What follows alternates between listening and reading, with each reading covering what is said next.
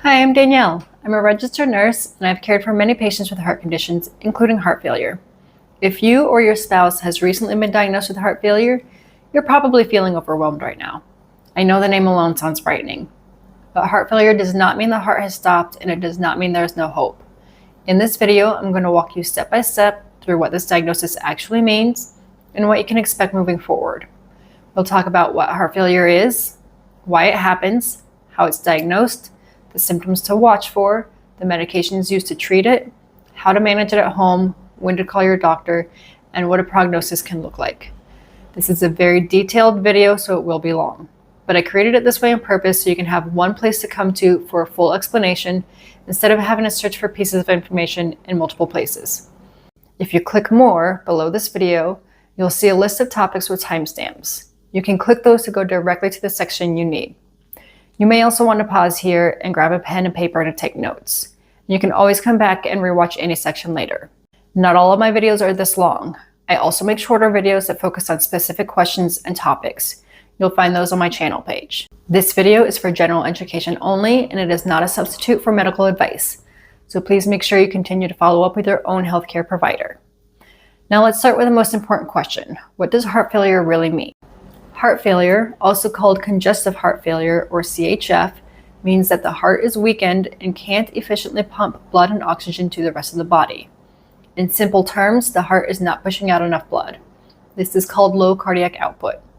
When this happens, organs like the kidneys, liver, and brain don't get the oxygen they need to function properly. Now, the body is very good at compensating for a while, but it cannot sustain that forever. Because the heart is not pumping efficiently, fluid starts to back up in the body. This fluid can build up in the lungs and in other tissues, and that's what causes many of the symptoms of heart failure. Heart failure can be caused by anything that damages the heart. Common causes include a heart attack, problems with the heart valves, chronic stress on the heart, and irregular heart rhythms like atrial fibrillation, especially if the heart is beating too fast over time. You may have heard your doctor talk about your ejection fraction and wondered what that is. Ejection fraction, or EF, is the percentage of blood pumped out of the left ventricle with each heartbeat. It helps us determine how well the heart is working. A normal EF is about 50 to 65%. Now, if the EF is less than 40%, this is called reduced ejection fraction. This means the heart is weak. The lower the number, the weaker the heart. There is also preserved ejection fraction. In this case, the heart squeezes normally, but it does not relax and fill properly. So the EF looks normal, but the heart still isn't working the way it should. Now let's go over symptoms, because that's probably what clued you into a problem to begin with. One of the most common symptoms of heart failure is swelling, also called edema. This happens when fluid leaks out of the blood vessels into the surrounding tissues. It usually starts in the feet and ankles and can move upward. You may also notice weight gain. This can happen quickly because it's fluid, not fat. Shortness of breath is another major symptom. This is caused by fluid in the lungs. Many people notice it gets worse when laying flat. This is called orthopnea. Sitting upright usually makes it easier to breathe, so some people sleep with multiple pillows or in a recliner. Other symptoms include trouble sleeping, difficulty exercising, a dry cough, and fatigue. Fatigue happens because the heart is working harder. Your blood pressure may also be high or low. You may also feel dizzy, especially when standing. Now, let's talk about diagnostics. How do the doctors determine if you have heart failure? They use several tests to diagnose heart failure. A chest X-ray can show fluid in the lungs. You may hear terms like pleural effusions, pulmonary edema, or infiltrates. An echocardiogram, or echo for short, is one of the most important tests. It measures your EF and shows how the heart is functioning. It can also show ventricle enlargement or valve problems. This test may be repeated over time to assess progression. And sometimes a cardiac catheterization may be recommended to help find the cause. Next, we'll discuss medications. There are several types of meds that are used to manage heart failure. Diuretics are some of the most important ones. Meds like Lasix or Bumex help remove excess fluid. They pull fluid into the kidneys so you can urinate it out. So yes, you will pee more, which is inconvenient but very important. Spironolactone is another type of diuretic that is often used. Diuretics can affect potassium levels, which is an important electrolyte for your muscles and heart. Your doctor will want you to do regular blood work to make sure potassium levels stay within an appropriate range. And due to fluctuations in your potassium levels, muscle cramps and weakness are common side effects of diuretics. Beta blockers, like metoprolol, carvedilol, or bisoprolol, are medications that help slow and relax the heart. This improves heart function over time, but they can cause low heart rate and low blood pressure, so you may feel dizzy or fatigued. When you stand, do so slowly and give your body time to adjust. They can also affect blood sugar and may contribute to erectile dysfunction. Entresto is a combination medication, meaning it's one pill comprised of 2 different meds. It helps improve blood flow and reduce fluid buildup. It can lower blood pressure, so just like with the beta blockers, you may feel dizzy or fatigued, and you should change position slowly. In rare cases, it can cause angioedema, swelling of the face, mouth, or throat. This is an emergency. You should seek immediate medical attention if you notice this. Farxiga and Jardiance are medications that were originally for diabetes, but they are now widely used for heart failure. They also help protect the kidneys.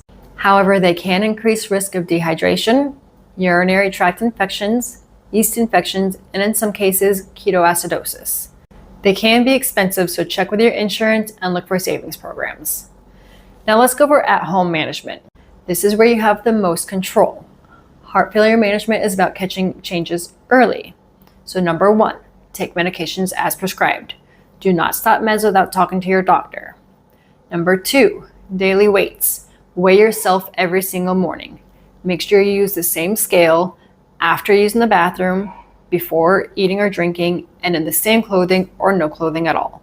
Consistency is key because any changes in your weight is significant. Log your weight in a notebook with a date or in a calendar, or you can track it in an app. I have a link for a smart scale in the description under this video that will automatically log your weight in an app for you. I also have a link to my free daily tracker that you can download and print if you prefer to do it manually. Now, this is the important part. Compare your current weight to your weight from the day before and over the last several days. Call your doctor if you gain 3 pounds or more in 1 day or 5 pounds in 1 week. This can mean fluid is building up, and your doctor should have recommendations on what you can do at home to help and hopefully avoid it worsening into an emergency that requires a hospital visit. Number 3, daily blood pressure. Check your blood pressure once a day. A good time is after your weight and before medications. Write your numbers down or track them in an app. The goal here is to learn your normal and watch for patterns over time.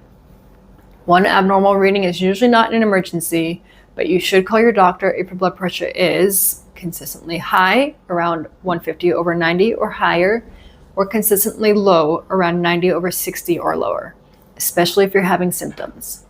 Do not adjust your meds or skip any medications based on a single reading unless your doctor has specifically told you to do that. If something feels off, trust that feeling and call your doctor. I have a link to a simple blood pressure cuff in the description below. Number 4, follow a low sodium diet. 2,000 milligrams of sodium per day or less is usually recommended. Salt makes your body hold on to water. So make sure you're reading nutrition labels and serving sizes. You can write down the amount of sodium that you've had in each meal so you can keep a running total throughout the day. There are also plenty of apps that can make it easier. Avoid high sodium foods like canned soup and processed meats, pizza, and fast food. Some patients are also told to limit fluids to about 1.5 to 2 liters per day, but not everyone needs this, so follow your doctor's guidance. Number 5, exercise. Do what you can. Even small amounts help. The heart is a muscle and movement can strengthen it. Number 6, monitor symptoms. This is a big one.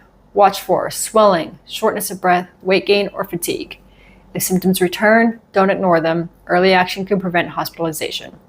Your morning weigh-in is a great time to check in with your body. Number 7, if your doctor prescribes oxygen, use it as directed, especially during activity or sleep. Not everyone with heart failure needs oxygen, but it may be used if your oxygen levels are low or if breathing becomes difficult. Number 8, lifestyle changes. Stop smoking. It puts extra strain on your heart. You're not doing it any favors. Get regular blood work to monitor kidney function and electrolytes. And lean on support. Family, friends, caregivers. This is a long-term condition and support matters. One more important point: when to call your doctor. Call your doctor for weight gain, increased swelling, dry cough, dizziness. But go to the ER if you have difficulty breathing or chest pain. Now, aside from medication, are there other treatments for heart failure? In some cases, additional treatments are needed. Thoracentesis removes fluid directly from around the lungs. Aquapheresis filters blood to remove excess fluid. This is used when diuretics aren't working. And if valve problems are the cause, repair or replacement may be needed. Fixing a valve can sometimes significantly improve symptoms. Finally, let's talk about prognosis. Heart failure is usually a long-term condition, but with proper treatment, many people live for years with good quality of life. In some cases, heart function can even improve. In advanced stages, though, treatment may shift toward comfort and quality of life. Now that you're officially overloaded on information about heart failure, if you'd like more personalized education, I do offer one-on-one consults. You can find that in the description below. If this video helped you, the next video in the series covers what to expect if you're hospitalized for heart failure. If there's a topic you'd like me to cover, let me know in the comments. And don't forget to subscribe for more clear, practical explanations about heart failure.